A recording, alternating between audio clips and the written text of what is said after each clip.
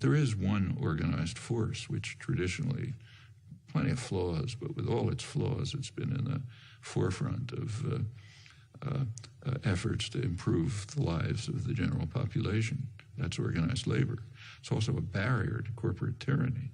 So it's the one barrier to this vicious cycle going on, which does lead to corporate tyranny.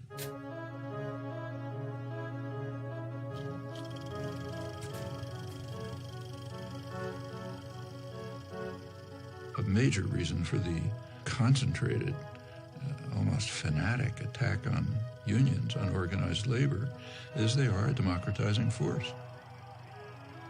They provide a barrier that defends workers' rights, but also popular rights generally.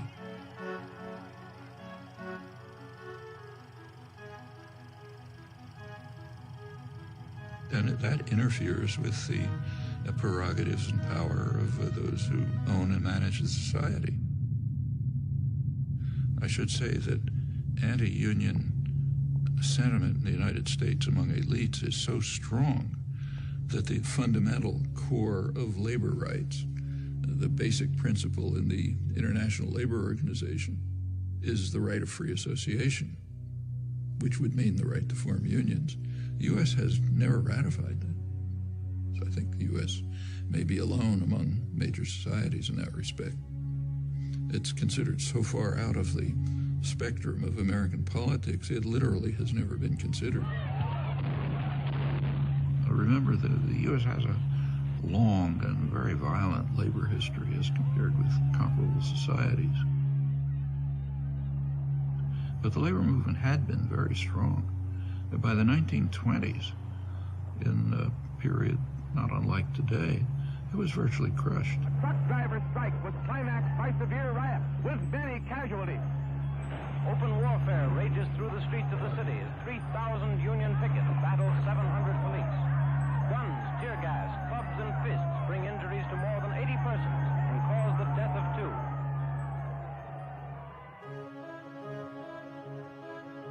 By the mid-30s, it began to reconstruct. Franklin Delano Roosevelt, he himself was rather sympathetic to progressive legislation that would be in the benefit of the general population, but he had to somehow get it passed. So he informed labor leaders and others, force me to do it. What he meant is go out and demonstrate, organize, protest, develop the labor movement.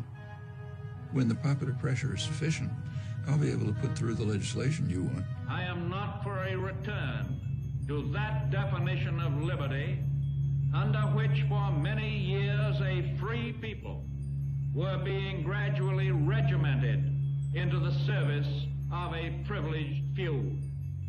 I prefer that broader definition of liberty.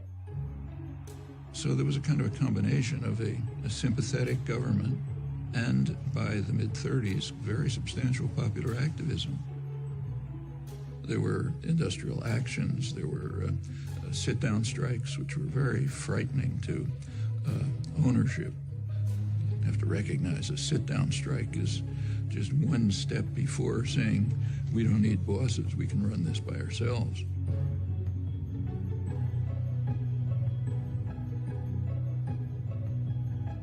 And business was appalled.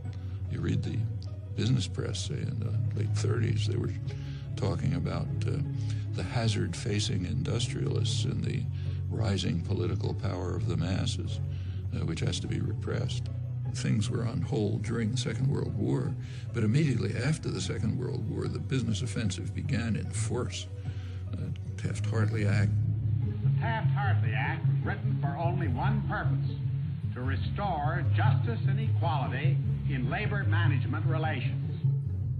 And McCarthyism was used for massive corporate propaganda offensives to attack unions. It increased sharply during the Reagan years.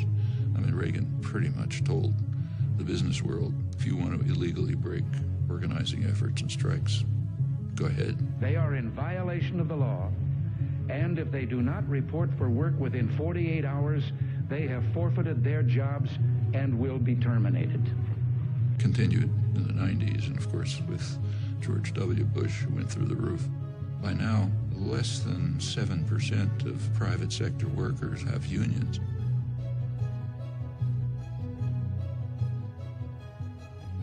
The effect is that the usual counterforce to an offensive by our highly class-conscious business class has dissolved. Now, if you're in a position of power, you want to maintain class consciousness for yourself, but eliminate it everywhere else.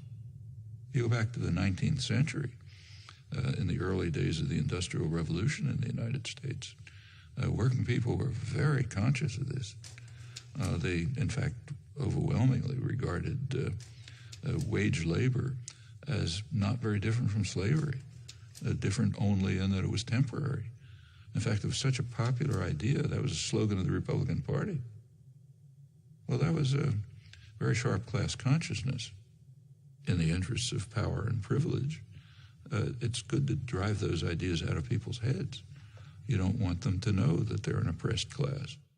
So this is one of the few societies in which you just don't talk about class. In fact, the notion of class is very simple. Who gives the orders, who follows them? That basically defines class. It's more nuanced and complex, but that's basically it.